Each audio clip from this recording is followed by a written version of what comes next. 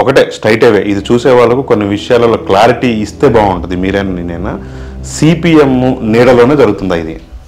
ఇది వాస్తవంగా మీరు చెప్పినట్టుగా సిపిఎం నీడలో మాజీ ఎస్ఎఫ్ఐ నాయకుల ప్రమేయంతో ఏర్పడినటువంటి వేదిక ఇది. పల్లా రాజేశ్వర రెడ్డి గారు ఇప్పుడు ఎమ్మెల్యేగా ఉన్నారు. పల్లా రాజేశ్వర రెడ్డి గారు ఉన్నారు, తాతా మధు గారు ఉన్నారు, మన ఖమ్మం ఎమ్మెల్సీ. అదేవిధంగా కాంగ్రెస్ పార్టీ నుంచి పట్టాభి గారు ఉన్నారు, రాయల్ నాగేశ్వర గారు ఉన్నారు. విద్యార్థి సంఘాల మోటివ్ అంటే ఎందుకు తగ్గింది? అంటే ప్రభుత్వ విద్యా సంస్థల యొక్క సంఖ్య తగ్గటం కానీ, లేకపోతే ప్రభుత్వ విద్యా సంస్థల్లో రాజకీయాలు నిషేధించడం, స్పేస్ లేకుండా నిర్వీర్యం అయిపోయింది. రాజకీయాలన్నీ కూడా చర్చించుకోకుండా విద్యార్థుల్ని అపొలిటికల్ చేసే పని చంద్రబాబు నాయుడు కాలంలో జరిగింది. అంటే ఇవాళ ఉన్న సాఫ్ట్వేర్ జనరేషన్ ఇప్పుడు ఎక్కువ నడుస్తూ ఉంది. ఇంజనీరింగ్ కాలేజీలు వాళ్ళని ఎందుకు అదిలించలేకపోతా ఉన్నాయి విద్యార్థి సంఘాలు? ప్రైవేట్ కాలేజీలు వాళ్ళకున్న లిమిటేషన్స్ వేరు. అదేవిధంగా ఖమ్మంలో aided college, Siddhareddy college, SRN బిజెల్ ఇలాంటివే ఉండేవి. ఇవి కంచుకోటలుగా మారి ఒక కార్ఖానాలలాగా పనిచేసే మాది ఖమ్మం పక్కన ఉన్నటువంటి ఒక మారుమూల గ్రామం. మాది ఒక రకంగా నేను వచ్చిన నేపథ్యం కూడా మా నాన్నగారు కమ్యూనిస్ట్ పార్టీ సిపిఐ, ఆ మంగళగూడెం, పొలిశెట్టిగూడెం అనే ఈ గ్రామాలన్నీ కూడా తీర్థాలు. ఈ మౌజా మొత్తం కూడా 30 ఏళ్ళు కమ్యూనిస్ట్ పార్టీ సర్పంచ్. వాళ్ళు ఎవరు నాయకులు, ఎవరు సర్పంచ్ అంటే వాళ్ళే. చంద్రమోహన్ గారు అంటే వాస్తవానికి ఇంటర్వ్యూ చేసేటప్పుడు గారు అనే పిలుస్తుంటాము. మీతోటి నాకున్న సన్నిహిత్యం రీత్యా అన్న అని పిలుస్తాను.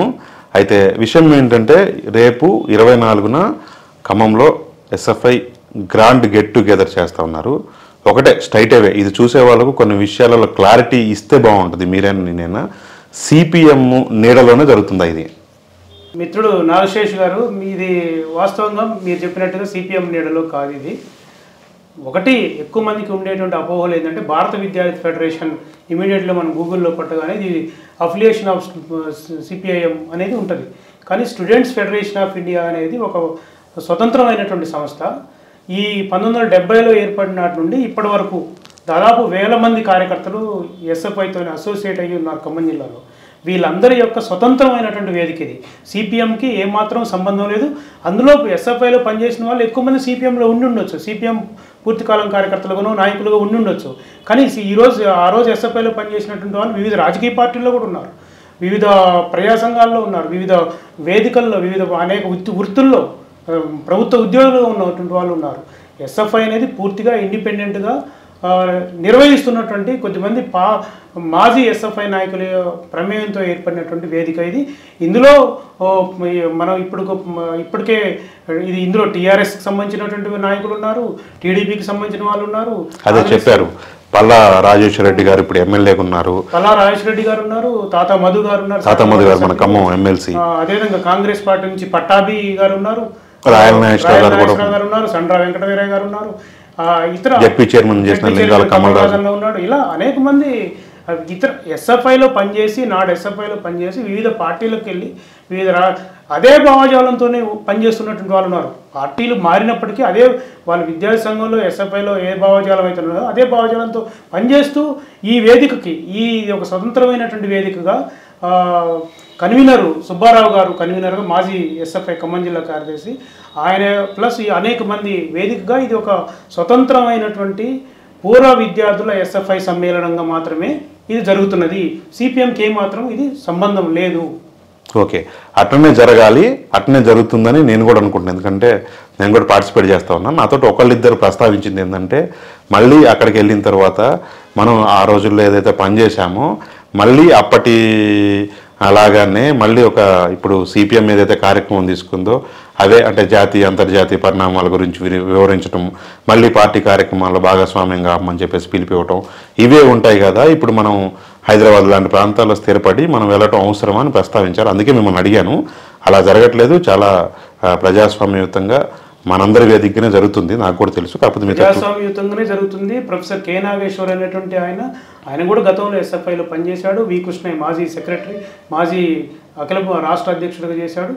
అక్కడికి వచ్చినటువంటి తర్వాత ఆటోమేటిక్గా లైన్ ఆఫ్ థింకింగ్, ఆలోచన విధానం ఎస్ఎఫ్ఐది ఉంటుంది.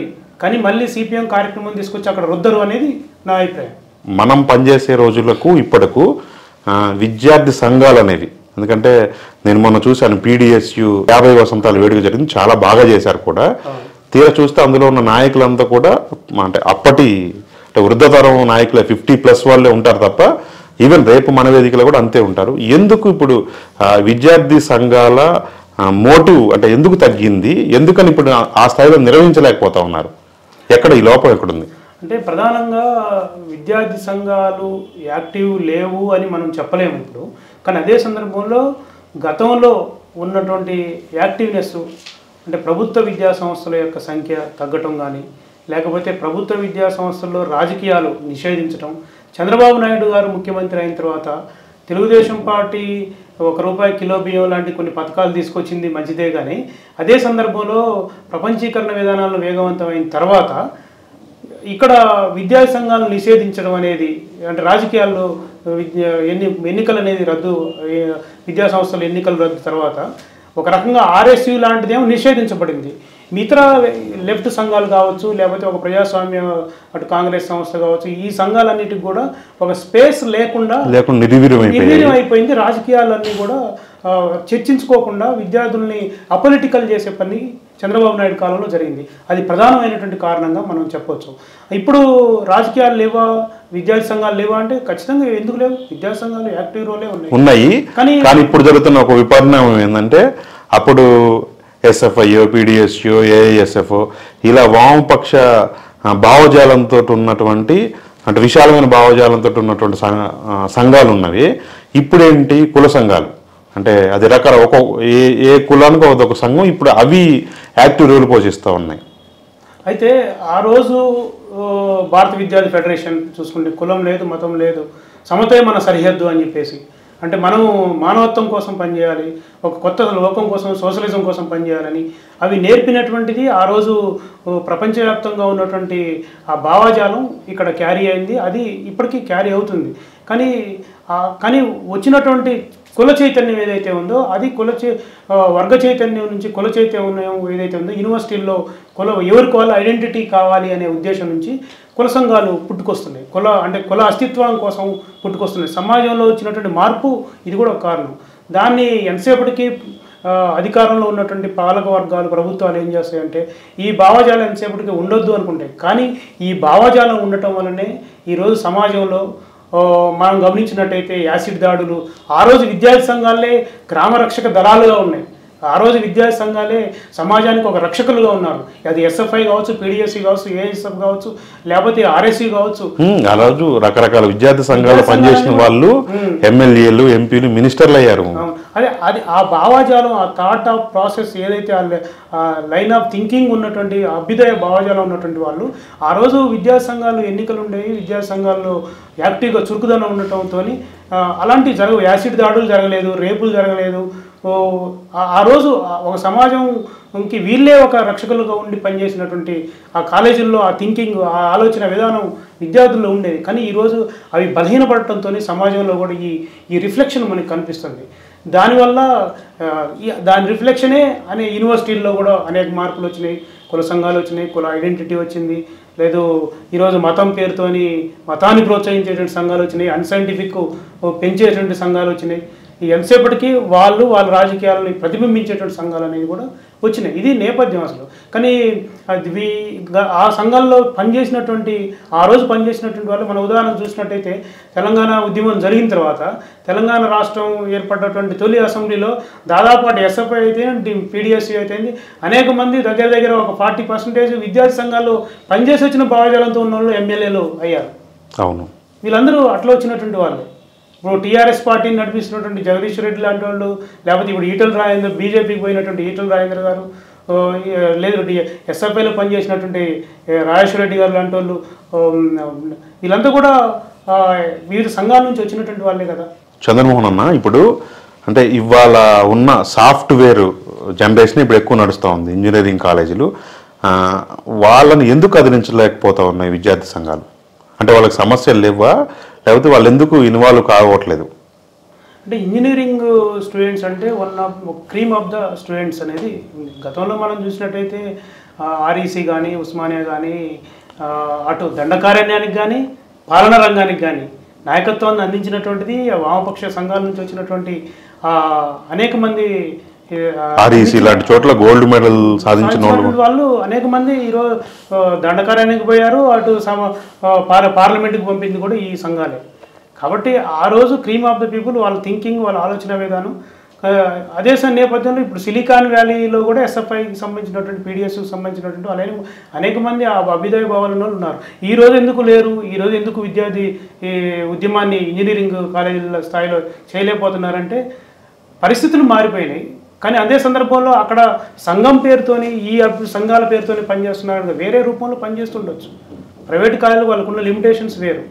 దానికి తోడు కెరియరిజం అనేది వాళ్ళ తల్లులు అసలు కారణం ఏంటంటే కెరీరిజం అనేది పెరిగిపోయిన తర్వాత వాళ్ళు కూడా దేశం దాటిపోవాలి అనే దాని నుంచి సాఫ్ట్వేర్ వైపు ఇంకోవైపు వాళ్ళ ఆలోచనలు ఆ ఆలోచనల స్పీడ్కి తగ్గట్టు ఇప్పుడున్న విద్యార్థి సంఘాలు కూడా వాళ్ళని అందుకోలేకపోవడం కూడా కారణం. ఇంకొక విషయం చెప్పండి, రేపు 24న ఖమ్మంలో జరగబోయేటటువంటి గెట్ టుగెదరు ఎలా జరగబోతా ఉంది, దాని ఏర్పాట్లు, దాంట్లో ఏ అంశాలు ప్రధానంగా చర్చ చేయబోతున్నారు? ఇది భారత విద్యార్థి ఫెడరేషన్ ఎస్ఎఫ్ఐ 1970లో ఏర్పడ్డప్పుడు మాటూరు రామచంద్రరావు గారు, ఇప్పుడు ఇటీవల కాలంలో వాళ్ళు చనిపోయారు, వ్యవస్థాపక చేశారు. ఖమ్మం టౌన్లో మొదటి శాఖ.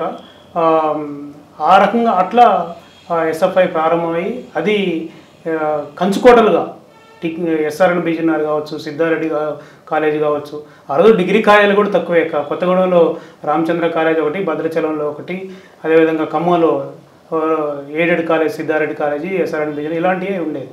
ఇవి కంచుకోటలుగా మారి ఒక కార్ఖానాలలాగా పనిచేసిన ఎస్ఎఫ్ఐకి కొన్ని వేల మంది విద్యార్థుల్ని ఉత్పత్తి చేసి అది ఆ కార్ఖానాల నుంచి ఆ అభ్యుదయ భావజాలం, వామపక్ష భావజాలం, ఆ రోజు ఉన్నటువంటి రష్యా రాజకీయాలు కావచ్చు, రష్యాలో సోషలిజం, ఈ రాజకీయాలన్నీ కూడా అంతర్జాతీయంగా కూడా ప్రభావితమైనాయి. దానికి తోడు అంటే అక్కడ ఒక కమ్యూనిస్ట్ పార్టీ తెలంగాణ సాయుధ పోరాటం అక్కడ జరిగిన తర్వాత ఖమ్మంకు, నల్గొండ ప్రధానంగా మన ఈ ప్రాంతాలు జరిగి ఆ భావజాలం అప్పటికే ఆ మట్టిలో అక్కడ ఉన్నది.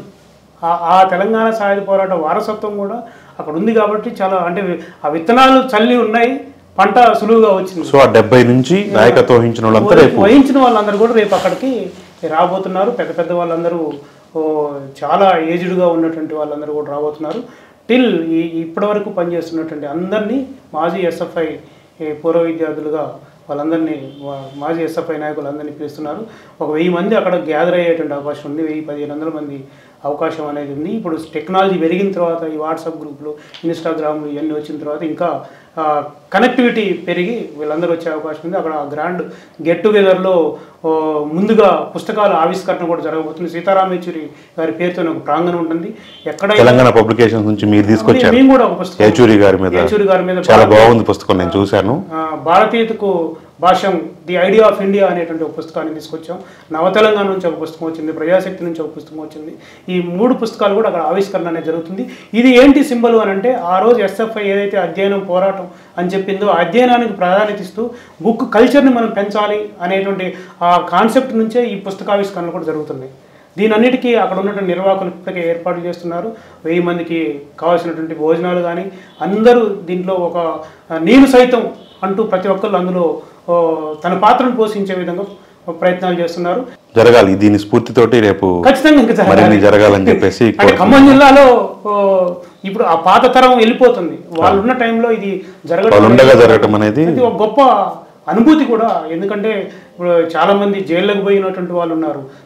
పోలీస్ దెబ్బలు తిని, లాఠీ చార్జ్ జరిగి ఇబ్బందులకు గురైనటువంటి వాళ్ళ అనుభవాలు పంచుకొని. మీరు నాకు తెలిసి మీరే 4 సార్లు జైలుకి వెళ్ళారు. చర్లపల్లి జైలుకి వెళ్ళా. ఇప్పుడు ఉన్నటువంటి గాంధీ హాస్పిటల్ ఉంది కదా ముషీరాబాద్, అప్పుడు ముషీరాబాద్ జైలు. నేను హైదరాబాద్లో ఉన్నప్పుడు ఆ రోజు ఎస్ఎఫ్ఐ ఇప్పుడు రైతు సంఘం సెక్రటరీగా ఉన్న సాగర్ గారు, మేమంతా ఆ రోజు బీసీ విద్యార్థుల మెస్ ఛార్జీలు ఇవన్నీ పెంచాలని చెప్పేసి తెలుగు సంక్షేమ భవన్ ముందు పెద్ద ఉద్యమం చేశాం. ఆ సందర్భంగా మమ్మల్ని అందరినీ దాదాపు 8 రోజులు హైదరాబాద్ సిటీ కమిటీ నుంచి 8 రోజులు వెళ్ళాను. దాదాపు అంటే 20 సంవత్సరాల దాకా మీరు పనిచేశారు ప్రజా ఉద్యమాలు, ఎస్ఎఫ్ఐ, డివైఎఫ్ఐ. ఎస్ఎఫ్ఐకి, డివైఎఫ్ఐకి రాష్ట్ర ప్రధాన బాధ్యతలు అంటే అధ్యక్షుడిగా కూడా పనిచేసినట్టున్నారు.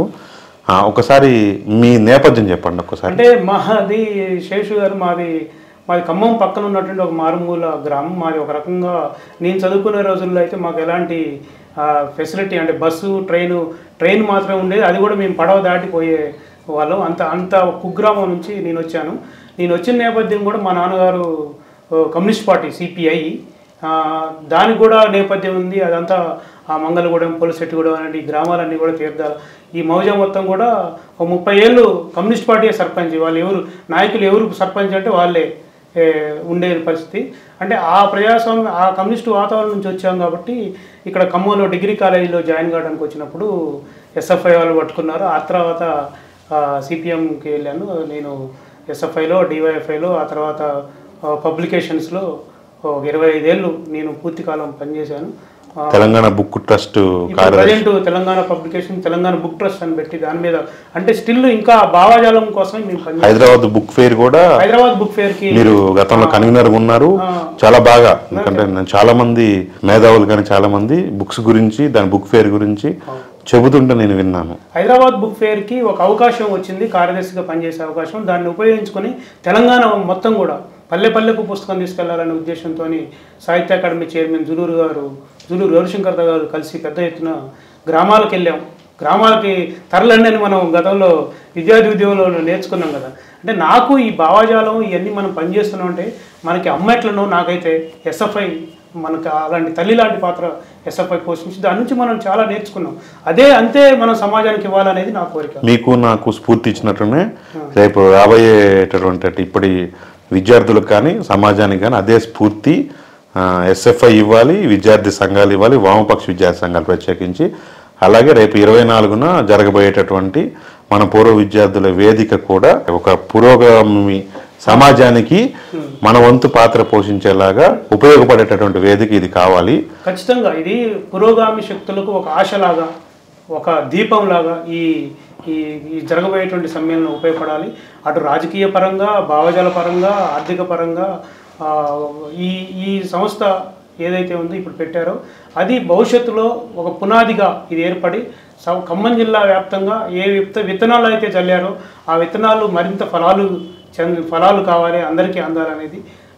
ఏ సోషలిజం కోసం అయితే మనం ఆ రోజు తప్పించామో అలాంటి భావజాలం కోసం ఈ సంఘం ఇంకా పనిచేయాలని కోరుకుంటున్నాం. పనిచేయాలి, ఇది వేదిక కావాలి, దానికోసం ఉండాలని చెప్పేసి మనం కోరుకుందాం. Thank you.